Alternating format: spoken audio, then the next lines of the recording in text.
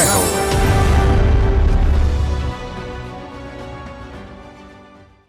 నమస్కారం. సామాన్యుల అసమాన విజయ గీతిక ఈటీవీ జైహోకు స్వాగతం. జీవన శైలి ఆరోగ్యకరంగా ఉండాలి. ప్రతి ఒక్కరూ ఆనందంగా జీవించాలి. ఇందుకు మనవంతు తోడ్పడితే ఎంత బాగుంటుందో. ఒంగోలు నగరంలో ఓ వైద్యుడు అచ్చం ఇవే సూత్రాలు పాటిస్తూ ఆదర్శంగా నిలిచారు.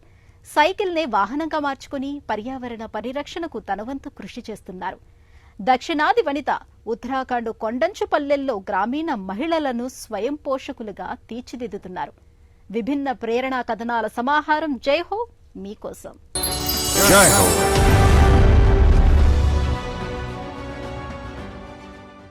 పెళ్లికైనా సొంతూరు వెళ్లాలన్నా సైకిలే. 25 కిలోమీటర్ల దూరంలో ఏ గ్రామానికైనా సైకిల్ మీద దూసుకెళ్తారు.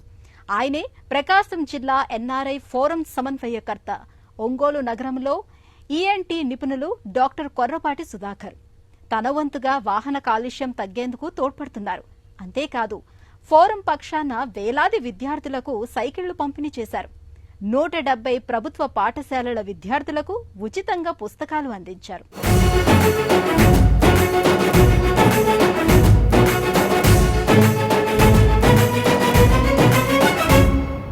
గంటలంటే గుడి గంటలు, బడి గంటలే జ్ఞాపకమొస్తాయి. సైకిల్ బెల్లు ఉంది. ఉషోదయానే దినపత్రిక అందించే బాయ్ సైకిల్ మీద వస్తూ పేపర్ను మిజైల్లా విసిరి మాయమయ్యేవాడు. ఉత్తరాల తానప్పలు, కూరగాయలు, పండ్లు అమ్మేవాళ్లు సైకిల్ మీదనే వచ్చి విక్రయించేవారు. ఆ దృశ్యాలు నేడు అదృశ్యమయ్యాయి. ఇప్పుడు కొద్ది దూరాలకే బైకులు వాడుతూ శ్రమకు దూరమయ్యారు. ఇటు తమ ఆరోగ్యాన్ని నిర్లక్ష్యం చేస్తున్నారు, అటు చుట్టూ పర్యావరణానికి చేటు తెస్తున్నారు. ఈ పరిస్థితిని మార్చేందుకు ఒంగోలులో ప్రముఖ వైద్యులు కొర్రపాటి సుధాకర్ సైకిల్నే తన వాహనంగా చేసుకున్నారు. ఎటు వెళ్లినా బైస్కిల్నే ఉపయోగిస్తూ జనచేతన తెస్తున్నారు. నేను ఈఎన్టీ సర్జన్ని.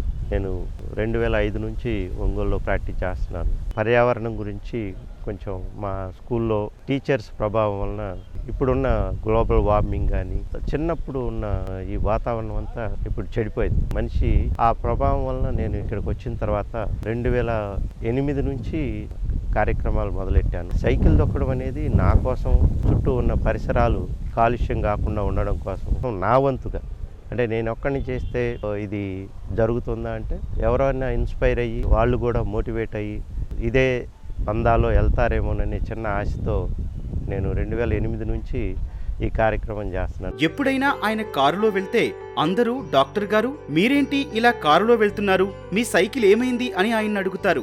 అంటే ఇప్పుడు సైకిల్ ఆయన జీవితంలోనే కాదు, శరీరంలోనూ ఓ భాగమైంది. ఒంగోలు చుట్టూ ఏ గ్రామాలకు వెళ్లినా సైకిలే. అలా ఓ సంక్రాంతికి 40 కిలోమీటర్ల దూరాన ఉన్న స్వగ్రామం కొర్లపాటి వారి పాలెనికి సైకిల్ మీద వెళ్లి వచ్చారు. ఇంటి నుంచి ఆస్పత్రికి వెళ్లి రావాలన్నా సైకిల్ రథాన్నే ఉపయోగిస్తున్నారు.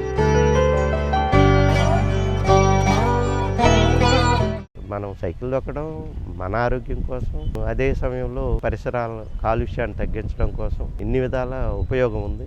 నా బాడీలో పార్ట్ అన్నమాట సైకిల్ అంటే. ఎప్పుడన్నా నేను పొరపాటున కారు తీసినా, బండి మీద వెళ్తున్నా, ఏం డాక్టర్ గారు సైకిల్ ఏమైంది, మీరేంటి కారులో వస్తున్నారు, బండి మీద వస్తున్నారు అని డిమాండ్ చేసే ఫ్రెండ్స్ కూడా ఉన్నారు. ఒంగోలులో సైకిల్, డాక్టర్ సుధాకర్, ఆ రెండింటి మధ్య అవినాభావ సంబంధం ఉంది. విజయవాడ సిద్ధార్థ వైద్య కళాశాలలో మెడిసిన్ చేశారు. గుంటూరు వైద్య కళాశాలలో ఈఎన్టీలో ఎంఎస్ చేశారు. జిల్లా ఎన్ఆర్ఐలతో ఆయన 2016లో ప్రకాశం గ్లోబల్ ఎన్ఆర్ఐ ఫోరం PGNF ను స్థాపించారు. సహ వ్యవస్థాపకులుగా సమన్వయం చేసుకుంటూ సంస్థ సేవా కార్యక్రమాలను ముందుకు తీసుకువెళ్తున్నారు. ఆయన 170 స్కూళ్లలో లబ్ధిదారులను ఎంపిక చేసి ఫోరం పక్షాన పాఠశాలల్లో 1000 సైకిళ్లను విద్యార్థులకు అందజేశారు.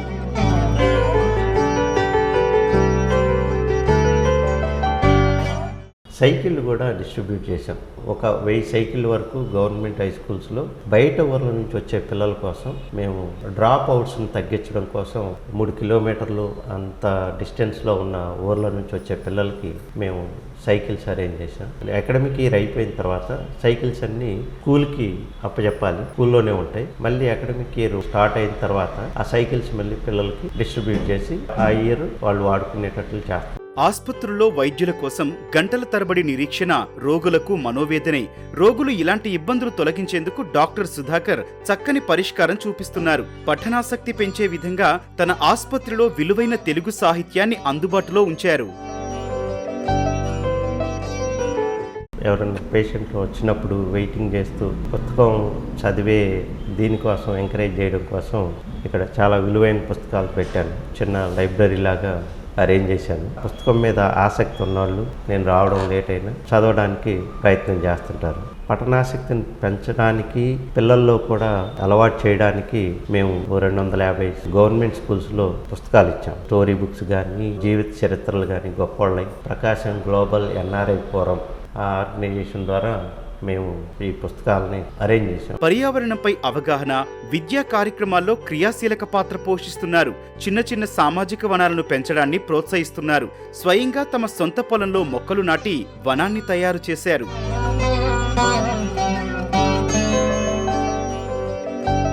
పర్యావరణం కోసం సైక్లింగ్ చేసినట్లే దాంతోపాటు మొక్కలను కూడా పెంచాలనే ఒక ఆలోచన వచ్చింది. పర్యావరణాన్ని ఎంతో కొంత నా వంతుగా నా వైపు నుంచి నేను ఏం చేయగలనని ఆలోచించి మా 1.5 ఎకరం పొలంలో మా బ్రదర్స్ సహకారంతో ఈ పొలంలో ఒక 200 మొక్కలు 5 సంవత్సరాల క్రితం నాటాను. ట్యాంకర్లతో నీళ్లు పోసి వనాన్ని తయారు చేశాను. ఇప్పుడు ఒక చిన్న అడవిలాగా తయారైంది. విద్యార్థుల్లో రోబోటిక్స్ మీద ఆసక్తి పెంచే సాహిత్యాన్ని ఉంచి కంప్యూటర్లు, కిట్లు పంపిణీ చేశారు. ఈ అకాడమిక్ ఇయర్లో రోబోటిక్స్ కూడా ఇంట్రడ్యూస్ చేశాం. ఒక 3 స్కూల్స్ నుంచి సైన్స్ టీచర్లని, కొంతమంది పిల్లల్ని పిలిచి వాళ్ళకి రోబోటిక్స్ మీద ఒక గైడెన్స్ అవేర్నెస్ ప్రోగ్రామ్ పెట్టి దానికి కావాల్సిన కిట్లు, ల్యాప్టాప్లు ప్రొవైడ్ చేశాం. నెక్స్ట్ అకాడమిక్ ఇయర్ నుంచి కొంచెం యాక్టివ్గా ఆ రోబోటిక్స్ మీద కూడా పిల్లలకి అవగాహన కోసం ప్లాన్ చేస్తున్నాం. కరవది స్కూలు, తర్వాత చెన్నారెడ్డిపల్లి ఒక హై స్కూల్లో సెటప్ అరేంజ్ చేశాం. ఆరోగ్యం కోసం సైకిల్ ఉపయోగించాలంటున్న డాక్టర్ సుధాకర్ తను ఆచరిస్తూ అందరికీ చెబుతున్నారు. ఒక దీపం 1000 దీపాలను వెలిగిస్తుంది.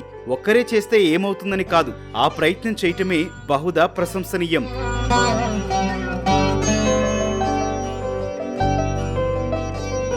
సైకిల్ తొక్కడం వల్ల మోకాళ్ళ నొప్పులు కూడా తగ్గుతాయండి. కార్డియక్ ప్రాబ్లమ్స్ ఉండవు. బ్లడ్ సర్క్యులేషన్ అది బాగా పెరుగుతుంది. కాళ్ళలో ఉన్న కండరాలకి గట్టితనం వస్తుంది. కొలెస్ట్రాల్ కూడా తగ్గుతుంది. మనం ఎంత ఆహారం తీసుకున్న ముందు క్యాలరీస్ తగ్గుతాయి. కొవ్వుగా మారకుండా సైక్లింగ్ వలన మన శరీరాన్ని సమంగా ఉండేటట్టు చూసుకోవడానికి అవకాశం ఉంది.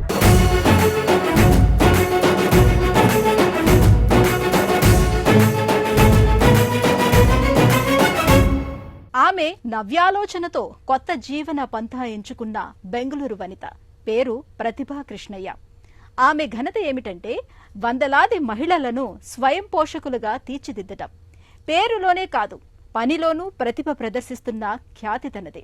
స్వచ్ఛంద సంస్థ వేదికగా ఉత్తరాఖండ్ కొండంచు పల్లెల్లో లక్షణమైన ఆదాయ మార్గం చూపి స్త్రీల జీవితాలకు వెలుగయ్యారు.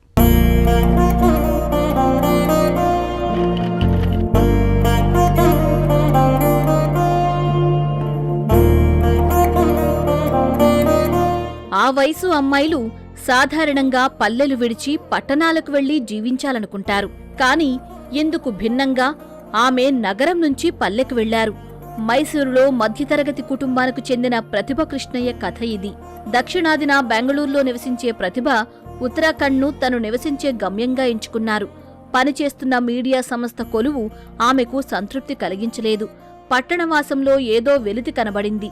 పల్లెకు వెళ్లి స్థిరపడే ఆలోచనలు ముసురుకుంటున్నాయి. ఆ ఆలోచన ఆమె జీవితాన్ని మలుపు తిప్పింది.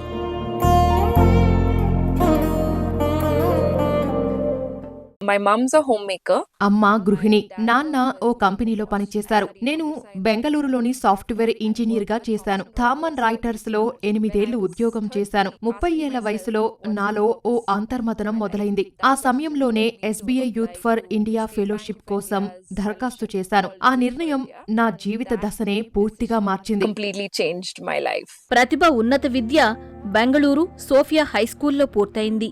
BE చదివాక అప్పట్లో పెద్ద మీడియా సంస్థ బెంగళూరు శాఖలో ఉద్యోగం వచ్చింది. స్థిర వేతనంతో నిశ్చింతగా సాగుతోంది జీవితం. కానీ 7-8 చేశాక తనకి జాబ్ ఇష్టం లేదని కన్నవారితో అన్నది. వాళ్లు మందలించారు. కానీ ఆమె ఆలోచనలు ఆగలేదు. సరిగ్గా అప్పుడే ఓ ఆంగ్ల పత్రికలో SBI యూత్ ఇండియా ఫెలోషిప్ ప్రకటన చూసి ఆమె దరఖాస్తు చేశారు. కొంతకాలానికి ఎంపికైనట్లు కబురొచ్చింది. ఏడాది పాటు గ్రామీణ భారతంలో గడిపి వారి స్థితిగతులు అధ్యయనం చేసే అవకాశం అది. తనకిష్టమైన ఉత్తరాఖండ్లో ఖేతికన్ అనే పల్లెను ఎంచుకున్నారు.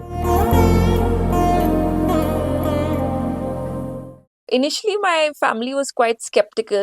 నేను అలా ఎంపిక కావటం, అక్కడికి వెళ్లటంపై మా వాళ్ళకేదో సందేహం. ఎక్కడో మారుమూల పల్లెలో ఉండేందుకు మంచి స్థిరమైన ఉద్యోగం వదలటం వారికి నచ్చలేదు. మా సంస్థ దినదినాభివృద్ధిని వాళ్ళు కల్లారా చూశారు. నేను చేస్తున్న పని నాకెంతో సంతృప్తిగా ఉందని తెలిసి వాళ్ళు సంతోషించారు, అండగా నిలిచారు. Feeling very fulfilled and supportive as long as I'm content with what I'm doing currently. విరిసే పువ్వులన్నీ భూదేవి నవ్వులే అంటారు. ఉత్తరాఖండ్ పూల వనాల లోయ. కాని పల్లెపల్లుకు వెళ్లి తరచి చూస్తే అక్కడ గ్రామీణుల దుస్థితి అర్థమైంది. ఫూల్ ఔర్ కాంటే, పూలున్న చోట ముళ్ళుంటాయి కదా. రైతులకు సేద్యం కలిసి రావడం లేదు. మహిళలు పొలం పని చేసినా 25 రూపాయల కంటే గిట్టడం లేదు. అయితే గ్రామీణ స్త్రీల అల్లికలు, క్రోషే పనుల నైపుణ్యం, ప్రతిభ దృష్టిని దాటిపోలేదు. వారితో వస్తువులు తయారు చేయించి మార్కెట్లో మంచి ధర పలికేలా, వారికి గుర్తింపు వచ్చేలా చేయాలని భావించారు. ఆమె హిమాలయన్ బ్లూమ్స్ అనే వ్యాపార వేదికను స్థాపించి వారికి సహకారం అందించారు.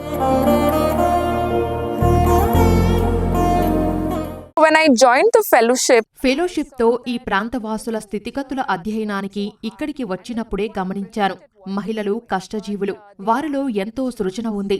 కానీ అవకాశాలే లేవని గ్రహించాను. సామాజిక సేవ చెయ్యాలన్న ఆశయం నాకు ఉంది. కాబట్టి అది ప్రారంభించేందుకు ఇదే వేదికగా భావించాను. వాళ్ల నైపుణ్యాలను ప్రపంచానికి పరిచయం చెయ్యాలనుకున్నాను. ఆర్థిక సహకారంతో ఈ వ్యాపార వేదికను నెలకొల్పాం. that's strong enough for them to look after their family without any fears. 2016లో ఉత్తరాఖండ్కు తిరిగి వెళ్లి ప్రతిభ తన వ్యాపారాన్ని విస్తరించారు. ప్రాథమిక పరిజ్ఞానం కలిగిన 10 మంది మహిళలను సమీకరించారు. వారికి అల్లికలు, కుట్లు, క్రోషే పనుల్లో ఆధునిక శిక్షణ ఇప్పించారు. 40 గ్రామాల్లో 250 మంది మహిళలు ఈ కృషిలో భాగస్వాములయ్యారు. నేడు వారు ఒక్కొక్కరు 7,000 నుంచి 10,000 రూపాయల వరకు సంపాదిస్తున్నారు. Himalayan Blooms is now on its ఇక్కడి హస్తకళ వస్తువుల తయారీలో మహిళలు నైపుణ్యం కలిగిన ఇతరులతో పోటీ పడేందుకు కృషి చేస్తున్నాం. మేము సభ్యుల సంఖ్యను పెంచి వారు కొత్త వ్యాపారాలు చెయ్యటానికి సహకరిస్తాం. వారి నైపుణ్యాలను మరింత పెంచుతాం. వారింకా బాగా ఎదగాలని మేము కోరుకుంటున్నాం. we want to be resilient and we want to grow stronger every day. Himalayan Blooms క్లుప్తంగా HB హిమాలయ ప్రాంతంలో తయారైన అల్లిక వస్తువులకు వ్యాపార వేదిక. ఉత్తరాఖండ్ మహిళలు అల్లిన స్వెటర్లు, మంకీ క్యాప్స్, రక్షాబంధన రాఖీలు, లుంబా రాఖీలు, బొమ్మలు, కుషన్ కవర్లు, బేబీ క్యాప్స్, శిశువులకు హాయిగా ఉండే పక్కబట్టలు, కండువాల తరహా స్కార్ఫ్లను HB విక్రయిస్తోంది. We started working with ఇక్కడి మహిళలతో కలిసి హస్తకళా వస్తువులు తయారీ ఆరంభించాక బిజినెస్ బాగానే నడుస్తుందని గుర్తించాం. తర్వాత 2 ఏళ్లకు అంటే 2017లో హిమాలయన్ బ్లూమ్స్ ను రిజిస్టర్ చేయించాం. చేతి అల్లికతో చేసే రాఖీలు, బొమ్మలు, బహుమతి వస్తువుల తయారీని మొదలుపెట్టాం. ఇప్పుడు 100% కాటన్ డ్రెస్సులు కూడా తయారు చేస్తున్నాం. వీటికి సహజ సిద్ధమైన రంగులనే ఉపయోగిస్తున్నాం. all in 100% cotton. We've even started natural dyeing process now with our cotton yarns. జీవితాలను వెలిగిస్తామని కొన్నాళ్లుండి కనుమరుగైన వాళ్లనే చూసిన కుమవన్ ప్రాంత ప్రజలు మొదట ప్రతిభను విశ్వసించలేదు. కాని నిజాయితీగా వారి దగ్గరే ఉండి పనిచేస్తూ ఆ మహిళల హస్తకళా నైపుణ్యాలకు బ్రాండ్ తీసుకొచ్చారు. దేశ విదేశాల్లో వస్తు ప్రదర్శనలతో వారి ఆర్థిక సుస్థిరతకు, స్థిర జీవనానికి బాట వేశారు. ఎక్కడి నుంచో వచ్చి తమకు కొత్త జీవితాన్నిచ్చిన ప్రతిభ ఇప్పుడు ఉత్తరాఖండ్ కుమవన్ ప్రాంత మహిళలకు ఆరాధ్యురాలు, స్ఫూర్తిదాత.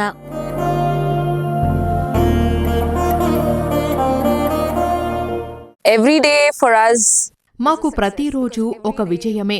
ఎందుకంటే రోజూ ఏదో ఒక సవాలును ఎదుర్కొంటాం, అధిగమిస్తాం. ఒకనాడు వ్యవసాయ పనులకే పరిమితమైన వీరు ఇప్పుడు తమ నైపుణ్యాలు పరిజ్ఞానం పెంచుకున్నారు. సంస్థను నడిపే అంశాలను నేర్చారు. మేము కోరుకుంటోంది ఇదే. నిధులిచ్చి ఆదుకునేవారు లేకపోతే ఏం చెయ్యాలి? మరింత బలపడి మహిళలందరితో కలిసి పనిచేయాలి. వ్యాపారం మరింత వృద్ధి చెయ్యాలి. Price, and that's what we aspire for as being a not-for-profit. Doctor Korrapati Sudhakar, Pratibha Krishnaiah ఆరోగ్య చైతన్యం తెస్తున్నది ఒకరైతే, మహిళల ఆర్థిక స్వయం పోషకత్వ సాధనకు కృషి చేస్తున్నది మరొకరు. ఉభయులు సామాజిక శ్రేయానికి పనిచేస్తున్న స్ఫూర్తిదాతలు. మరిన్ని కథనాలతో వచ్చే వారం జయహోలో మళ్లీ కలుద్దాం. నమస్కారం.